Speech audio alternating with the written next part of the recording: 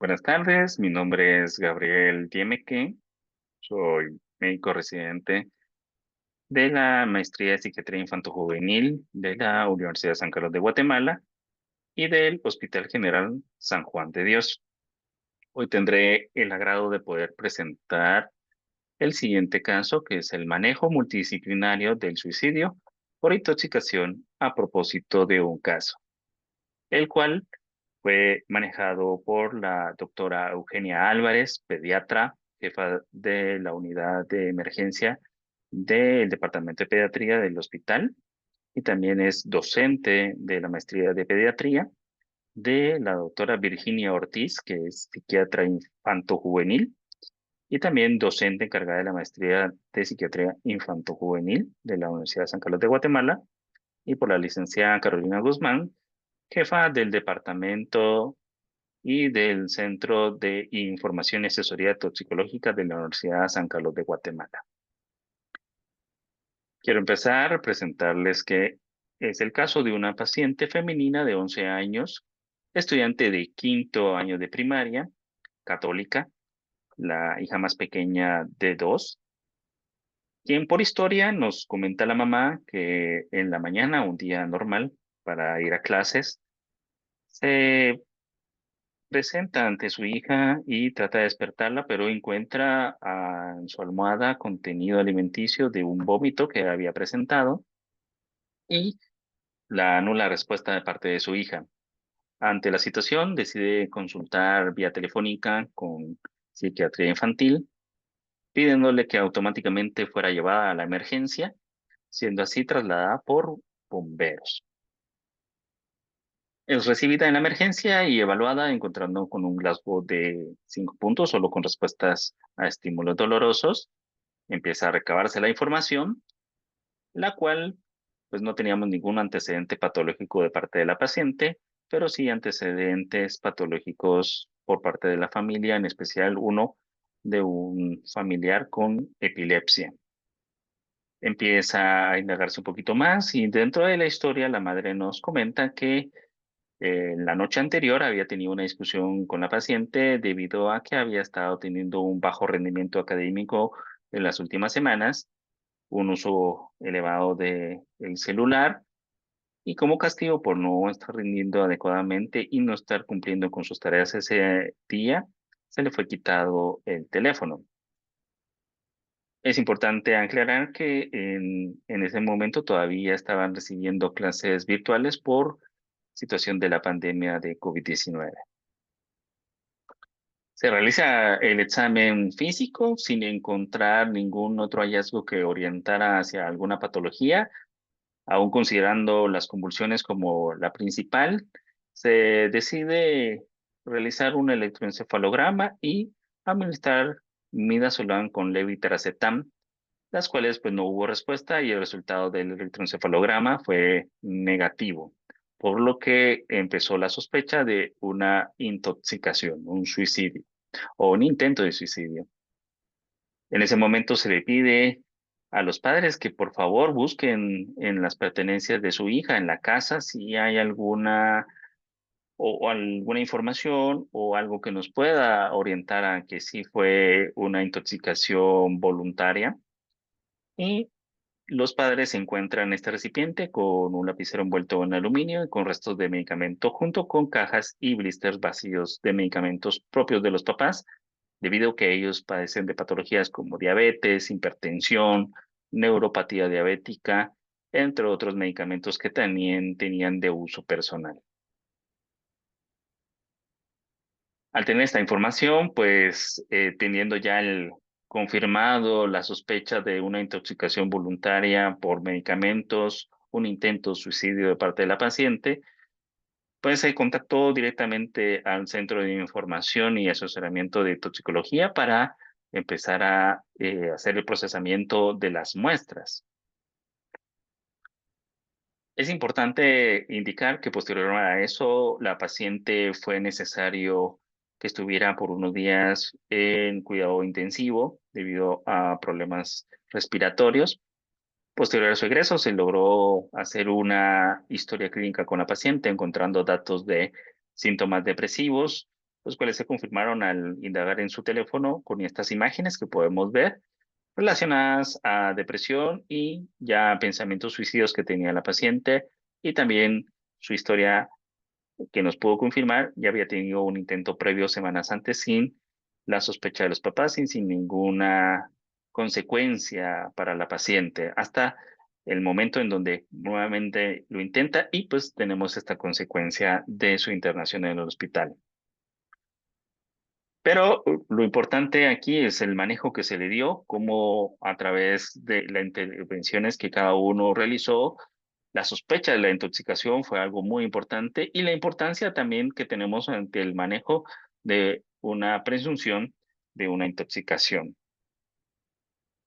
Hemos de tener en cuenta de que en la mayoría de los casos tendremos alguna sospecha y otros, como en el caso que tenemos de nuestra paciente, pues no lo había. Y en casos que tenemos una clara información de cuándo y cómo fue que se intoxicó o tuvo la intoxicación la persona, es un poco más fácil poder orientar nuestro diagnóstico, puesto que tenemos casos en los cuales solo sabemos que hubo un contacto con alguna sustancia, pero no tenemos el conocimiento de cuándo se dio ni cómo se dio este contacto. En algunos casos solo tenemos una sospecha que hubo una exposición o ingirió alguna sustancia a la persona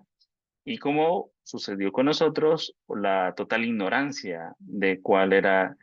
la razón del cuadro clínico que teníamos ante nosotros. Pero ¿por qué es importante tener en cuenta la intoxicación como una impresión clínica o la primera sospecha que tenemos que tener? Pues es cómo vamos a intervenir. ¿Cómo vamos a investigar? Primero, teniendo en cuenta y claro que la información la vamos a obtener a través de una historia clínica exhaustiva, como lo que pudimos ver en nuestro caso, a través de pediatría o de psiquiatría infanto-juvenil, como fue en este momento la intervención de ambas especialidades. Posteriormente, ante la sospecha, la toma de las muestras, importante para saber la forma y el tipo de muestra que vamos a utilizar para posteriormente su traslado y el análisis toxicológico,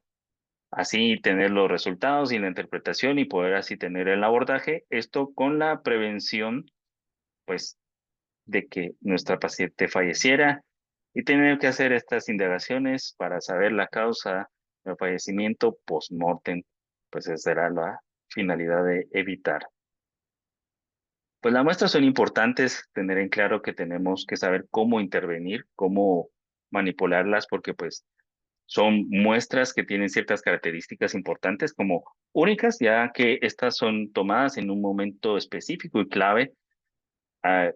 al tener la sospecha es importante tomar automáticamente, pues tenemos solo horas para poder encontrar a veces las sustancias o los medicamentos que queremos detectar. Por tanto, son limitadas porque no tenemos en otro momento cómo realizarlas.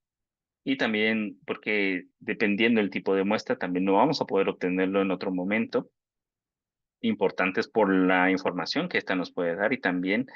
lo valioso que puede ser el saber cómo tenemos que procesar esta muestra, en qué tubos van, si es muestra de sangre o la toma de la orina, en que vaya en un contenido adecuado y su manejo y traslado para posteriormente su interpretación. Y tener en cuenta que si esta muestra va a ser muy importante en casos donde tenemos fallecimiento, por lo que se puede volver un caso legal.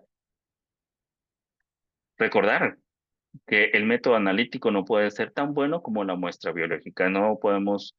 saber qué hacer o cómo tomar una muestra o qué es lo que necesitamos si no podemos hacer una exhaustiva y una clara anamnesis para tener la información necesaria y así poder realizar nuestras intervenciones a tiempo. Aquí les presento una imagen de un cronografía de gases con espectrometría de masa. Este es el equipo, ahí están realizando su calibración. Pues este es el equipo utilizado, que se utilizó para el procesamiento de las muestras. En el caso de nuestra paciente, se tomaron dos muestras, una de sangre para hacer una colinesterasa plasmática y una muestra de orina para hacer la detección de drogas y medicamentos. Aquí tenemos que se pasa a través de un programa que están con una base de datos para plaguicidas, para drogas y para productos químicos. Estas bases pues ya son que se tienen cargadas en el sistema por información que se ha obtenido previamente. Y aquí tenemos cómo el programa ya nos está procesando la información, obteniendo estos picos que son la forma de cómo encontramos los medicamentos y aquí ya nos está arrojando la información en la cual si nos damos cuenta y tenemos marcado que la carbamazepina es la que nos da valores más altos. Aquí, según el Remarch, vemos y tenemos que la detección se da a través de que esté presente más del 80% de este medicamento y que el equipo lo detecta. Asimismo, también fue detectado la cafeína, también medicamentos como el ibuprofeno. Acá lo podemos ver también en hallazgo con el tramadol, que también se detectó casi en un 100%. Y pues los resultados, como les mencionaba, que en el caso de la colinesterasa plasmática, pues no hubo una detección, estaba en valores normales, por lo que podemos descartar el uso de plaguicidas o de carbomatos. Y en el caso de la prueba en orina, que aquí nos salieron positivos para ibuprofeno, tramadol, cafeína, carbamacetina y levetiracetam, que fue uno de los medicamentos utilizados en la paciente para su tratamiento por la sospecha de las convulsiones. En el caso de nuestra paciente, ella tuvo una progresión positiva, al final pues salió y terminamos con la descripción de que tenía depresión con síntomas psicóticos por la presentación ahí de ideas delirantes de tipo paranoide y también de la presencia de alucinaciones auditivas. Al igual, durante su estancia, que fueron 3 semanas posterior a estar en la unidad de cuidados intensivos, en el servicio de pediatría, podemos obtener información de que el paciente presentaba comportamientos rígidos y también patrones compulsivos, por lo que se orientó también el diagnóstico de un trastorno obsesivo compulsivo, siendo necesario el uso de medicamentos como sertralina y como aripiprazol, en este caso para los síntomas psicóticos que presentaba nuestra paciente. Cabe resaltar que hubo una adecuada evolución de nuestra paciente y pues tener en claro que la importancia del abordaje que se puede realizar en cada una de las unidades es crucial en las primeras horas, los primeros minutos, porque podemos tener y obtener la mayor información, podemos realizar un abordaje adecuado y podemos así optimizar nuestros recursos y orientarlos para tener un diagnóstico oportuno y un abordaje oportuno, que en este caso dio como resultado una vida que no se lamentó, que pudimos salvar. Agradezco su atención y dejando pues para sus preguntas, si tuvieran alguna duda respecto al caso o alguna información adicional que desee.